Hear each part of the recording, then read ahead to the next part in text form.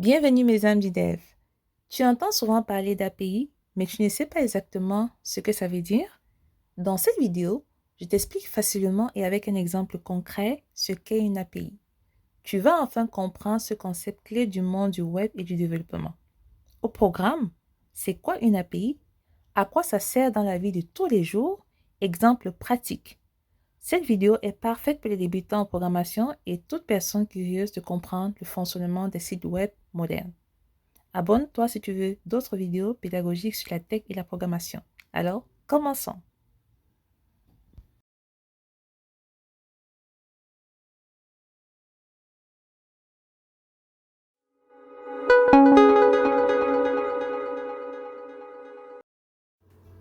Application Programming Interface en anglais, interface de programmation d'application en français. Alors, une API, tu utilises tous les jours sans le savoir sur des sites internet, sur des applications ou des services en ligne. C'est quoi une API? Une API, c'est tout simplement un intermédiaire qui permet à deux logiciels ou applications de se parler et d'échanger des informations. Donc, une API, je répète, c'est un intermédiaire qui permet à deux logiciels ou applications de se parler et d'échanger des informations. On va prendre un exemple simple pour mieux cerner ce concept. Actuellement, je suis connectée sur un site e-commerce. OK? Donc, imaginons que je veuille acheter un iPhone. Ce que je vais faire dans le fond, c'est que je vais faire une demande ou je vais faire une requête. C'est-à-dire, je vais venir dans la barre de recherche et je vais saisir iPhone. Lorsque je saisis iPhone et que j'appuie sur la touche Entrée de mon clavier, comment le site fait pour comprendre ma requête et me retourner les bons résultats? OK? Là, ça me retourne des iPhones avec leur prix, leur description et leurs images. Alors, pourquoi est-ce que lorsque j'effectue une recherche pour les iPhones, pourquoi ça ne me retourne pas autre chose? Pourquoi ça ne me retourne pas un autre objet autre que les iPhones? Pourquoi? C'est justement parce que le site internet utilise sa propre API pour aller chercher dans sa base de données les informations et retourner les bons. OK? Donc, une API, tout simplement, tu fais ta demande et c'est l'API qui se charge de te retourner la réponse. C'est pour ça qu'on dit une API, c'est un intermédiaire qui permet à deux logiciels ou applications de se parler. Tout ce que tu as à faire, c'est de faire la recherche ou bien c'est de faire une requête ou alors de faire une demande et c'est l'API qui va te retourner les bons résultats.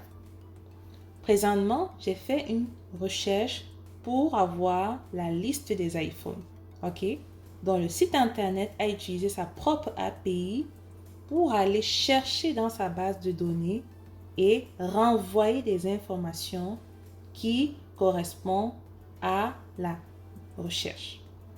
On va prendre un deuxième exemple. Imaginons que tu veuilles ajouter par exemple une adresse de livraison. OK? Nous sommes sur un site internet et je veux ajouter une adresse de livraison pour une commande que j'aimerais passer.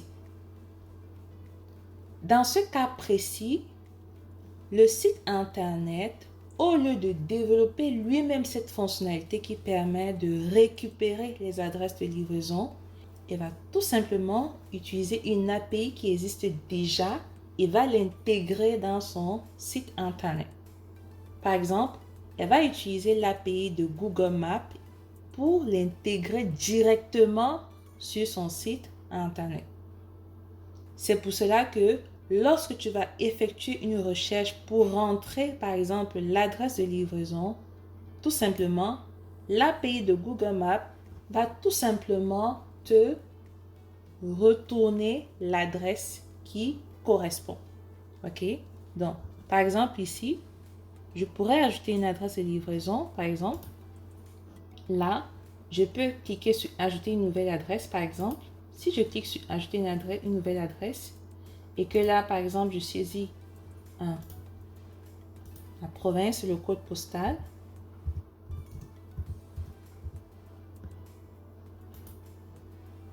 le nom, je vais mettre Allo, nom de famille Allo, adresse postale, je vais mettre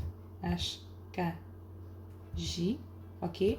Donc, actuellement, vous voyez que lorsque je saisis l'adresse postale, tout simplement, l'API Google Maps me retourne les différentes adresses qui correspondent.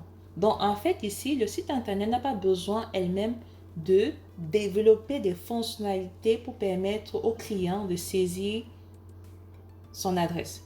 Tout simplement, elle va intégrer sur son site une API qu'on appelle l'API de Google Maps qui va tout simplement permettre et faciliter le processus de récupération des adresses.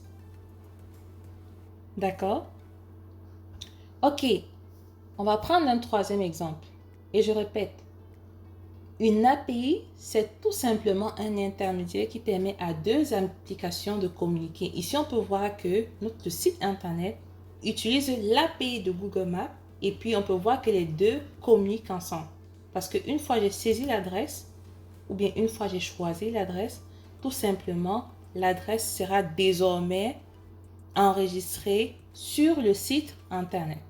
Donc, on peut voir comment le site internet communique avec l'API de Google Maps. Il l'intègre directement dans son propre espace. Troisième exemple, imaginons donc que tu veux effectuer un paiement. Supposons que nous passons une commande. On va choisir par exemple ce iPhone. On va l'ajouter au panier. Là, nous allons procéder au paiement. OK? Passer au paiement. Parfait. Lorsque nous passons au paiement, qu'est-ce qui va se passer dans ce cas? OK?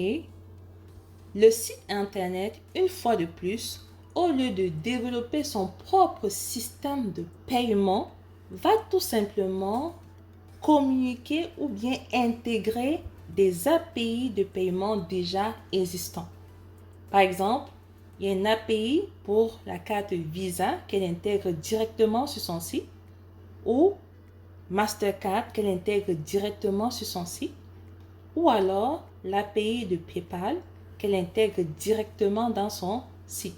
De telle sorte que pour effectuer un paiement, les deux applications vont communiquer entre elles.